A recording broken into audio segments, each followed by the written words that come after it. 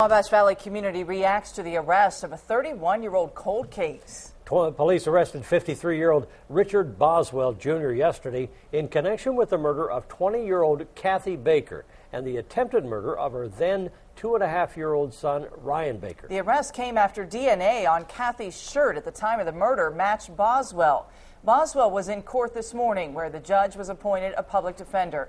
He's being charged with murder and attempted murder. But it was made clear in the courtroom that Boswell must face the penalties for these crimes at the time the crime was committed, not when he's sentenced, which means he faces penalties set in 1979. According to the prosecutor's office, the murder sentence in 1979 was 30 to 60 years in prison, with an advisory sentence of 40 years in prison and up to a $10,000 fine. Now, the difference today, the advisory sentence for murder is 55 years in prison, not 40. But attempted murder penalties have remained the same.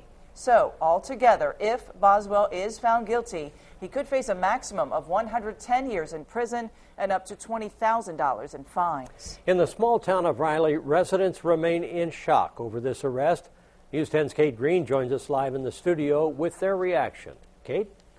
Mark, talk to anyone in Riley, and most of them can tell you what it was like after May 22nd, 1979.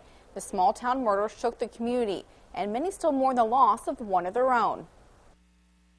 Shocked. We were devastated. We couldn't believe that anyone right around us would do such a horrible thing. It's the same reaction Melanie Nairn has felt for the last 31 years. She remembers the sadness felt for the Baker family. People in this area were devastated because the Baker family was thought so highly of. And the reaction from the community. You would hear people say, oh, I seen this car, or I seen that car.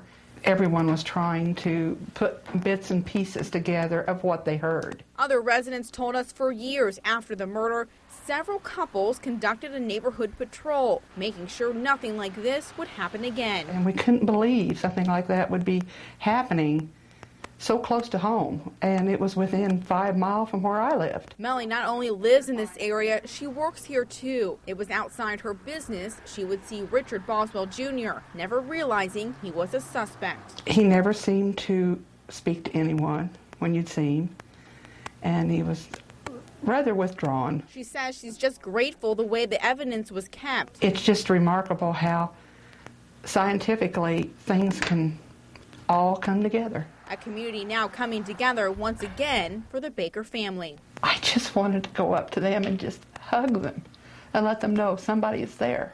They just need the extra security to know that people still think of them and still respect them. Now, Boswell will remain in the Vigo County Jail until his trial date. That is set for next year on April 4th at 1:30. Mark, back to you. Thanks, Kate. Of course, News 10 will continue to follow this story and bring the latest as it becomes available. Now